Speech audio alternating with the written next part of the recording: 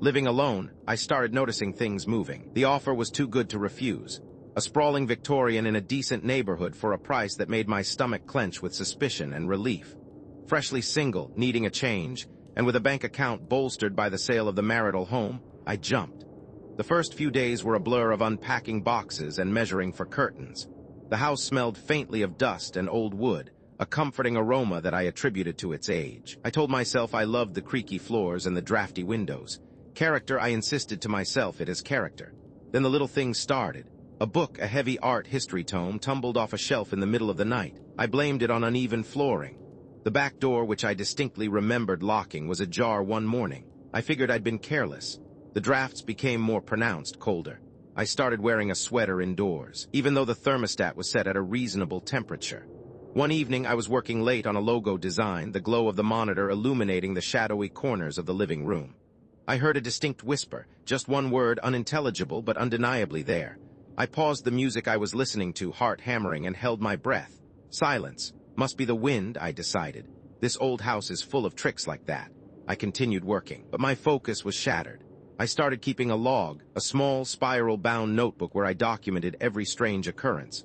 October 14th, book fell again, same shelf. October 16th, heard the whisper again, around 11 p.m. October 18th, found my keys on the kitchen counter. I always leave them by the front door. I checked for carbon monoxide. I even considered a sleep study, wondering if I was just incredibly stressed and hallucinating. I was rational, damn it. I dealt in logic and reason. Graphic design wasn't exactly a field for the superstitious. Sarah, my older sister, came to visit, an ER doctor. She's about as grounded as they come. "Elias, you look like you haven't slept in days," she said, frowning as she examined my pale face. I showed her the log. She skimmed through it, a skeptical expression on her face. "Old houses settle, Elias. They make noises. And you're alone for the first time in, 10 years? You're probably just hyper-aware of everything. But the keys, Sarah, I know I left them by the door. Maybe you didn't. Maybe you're just forgetting things. You're stressed. Get some sleep. Maybe see someone. Talk about this stuff." She was probably right. But the feeling of being watched, the subtle unease that permeated every room, was impossible to ignore. I bought a security camera, a cheap one, just to monitor the living room while I was asleep. The first night, nothing. The second night, a shadow flickered across the screen at 3:17 a.m. I rewound the footage, watched it again and again. It was barely perceptible, a dark shape that moved too quickly to be anything natural. I tried to rationalize it away as a trick of the light, dust, anything. But deep down, I knew. The next day, I started researching the history of the house. County records, old newspaper articles, anything I could find. The house had been built in the late 1800s by a man named Silas Blackwood. He was a prominent figure in town, a wealthy businessman. But there were whispers, rumors of strange rituals, of late-night gatherings. Nothing concrete, just whispers. Then I found it. A small, almost hidden door in the basement, behind a stack of old firewood. It led to a small, windowless room. Dust motes danced in the air as I switched on my flashlight. The room was empty except for a wooden chest in the corner. Inside the chest, I found journals. Leather-bound, their pages filled with spidery handwriting. They were Silas Blackwood's journals. As I read, the unsettling feeling in the house intensified. Blackwood wrote about the same things I was experiencing. Objects moving, whispers, shadows. He believed he was being haunted, tormented by something he had unleashed. The later entries grew increasingly frantic, paranoid. He wrote of rituals, of trying to appease the entity, of sealing it away. The last entry was simply a string of nonsensical symbols. That night the sleep paralysis started. I would wake up unable to move, a crushing weight on my chest. I could see the room around me, but I couldn't move a muscle.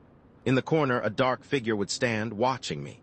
Its features were indistinct, shrouded in shadow, but I could feel its malevolent gaze. The paralysis would eventually pass, leaving me gasping for air, drenched in sweat. I called the police, reported the missing keys, the feeling of being watched, the things. A detective, a weary-looking man named Miller, came to the house. "Mr. Thorne," he said, his voice flat, "I understand you're concerned, but there's no sign of forced entry, no evidence of a break-in.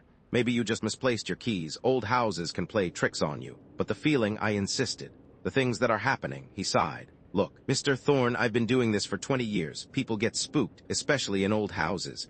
I'll make a note of it, but there's not much we can do without any evidence." I installed deadbolts on every door. I reinforced the windows. I felt like I was turning my house into a prison, but it didn't matter. Whatever was happening wasn't deterred by locks or alarms. One night, I woke up to a crash. I bolted upright, heart pounding. I grabbed a heavy wrench from beside my bed and crept downstairs. The living room was a disaster. Furniture overturned, books scattered across the floor, lamps smashed, and on the wall, scrawled in what looked like blood, was a single word: watch. I called 911, my voice trembling. Miller arrived within minutes, his expression grim. "All right, mister." "Thorne," he said, surveying the scene. "This is different." He called for backup, and the house was soon swarming with officers. They took photographs, collected samples. Miller questioned me for hours. I told him everything about the journals, about Blackwood, about the feeling of being watched. He listened patiently, but I could see the skepticism in his eyes. "We'll run the blood," he said, "see if we can get a match. But honestly, mister Thorne, this looks like, well, it looks like someone's trying to scare you." While the police were investigating, I went back to the journals. I flipped through them, desperate for answers. I found a passage, a description of a ritual Blackwood had performed to try to banish the entity. It involved specific symbols, a certain incantation. I didn't know if it would work, but I was out of options. That night, I prepared the ritual. I drew the symbols on the floor with chalk, using Blackwood's diagrams as a guide. I lit candles, filling the room with a flickering, ethereal glow. I stood in the center of the circle and began to recite the incantation, my voice trembling at first, then growing stronger as I became more focused. As I spoke the words, the house seemed to react. The lights flickered violently. The temperature plummeted. A cold wind swept through the room, extinguishing some of the candles. The house began to shake, subtly at first, then with increasing force. I saw them then. Apparitions, shadowy figures lurking in the corners of the room. They seemed to writhe and moan, their forms indistinct but undeniably menacing. I felt a presence, a malevolent force that sought to overwhelm me, to consume me. The incantation reached its climax. I shouted the final words, my voice raw with emotion. The house shuddered violently, and then silence. I collapsed to the floor, exhausted and terrified. I lay there for what felt like hours, listening to the silence, waiting for something to happen, but nothing did. When I woke up the next morning, the house was still standing. The symbols I had drawn on the floor were smudged, the candles burned down to stubs, but the furniture was back in its place. The mess was gone. The wall where the word watch had been was clean. Had it all been a dream? A hallucination brought on by stress and sleep deprivation? The police found nothing unusual when they came the next day. They said they never found any writing on the wall. I was starting to believe that I had imagined the whole thing. But then I looked closer, and there beneath the fresh paint I could still see faint traces of the word watch. I needed answers. I went next door to Mrs. Gable. She had lived there her whole life, seen families come and go from my house. "Mrs. Gable," I said, "do you know anything about the history of my house? Anything unusual?" She hesitated, her eyes darting nervously. "That's an old house, Elias. Seen a lot of things. I know, I've been doing some research. I found out about Silas Blackwood." Her face paled. "Silas, he was a strange man. They said he dabbled in things he shouldn't have." "Like what?" She lowered her voice. "They say that land, it was a place for dark things, before the house was built. Rituals, sacrifices, things best left forgotten, and Blackwood, he knew about this. He found out, yes, and he tried to control it, but he couldn't. It broke him, drove him mad, and the other families who lived there, they didn't stay long. They all left eventually. Some said they saw things, heard things. They said the house, it wasn't right." She looked at me, her eyes filled with concern. "Elias, you should leave that house, before it's too late." I knew she was right. I couldn't stay there. It was consuming me, driving me mad, just like it had done to Blackwood. I packed my belongings, stuffing them into boxes, my hands trembling. I didn't care where I went as long as it was far away from that house. As I loaded the last box into my car, I looked back at the house. It stood there, silent and imposing, its windows like dark eyes staring back at me. And then I saw it, a figure standing in the window, watching me. It was indistinct, shrouded in shadow, but I could make out the vague shape of a person, or something like a person. Its gaze was fixed on me, and I felt a chilling sense of recognition, as if I knew what it was, even though I couldn't possibly. I slammed the trunk shut, jumped into my car, and started the engine. I backed out of the driveway and sped away, not daring to look back. I drove for hours, not stopping until I reached the next state. I checked into a motel, exhausted and terrified. I couldn't shake the image of the figure in the window. That night I couldn't sleep. Every creak of the motel room sent shivers down my spine. I kept expecting to see the figure, to feel its presence. As I was driving, I had grabbed some things to get me through the night. On the passenger seat next to me was a small, antique music box.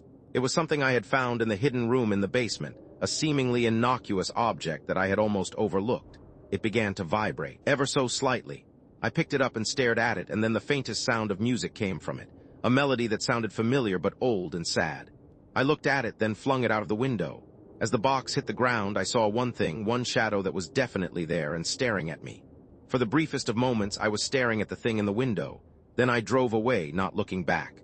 The music continued to play ever so faintly.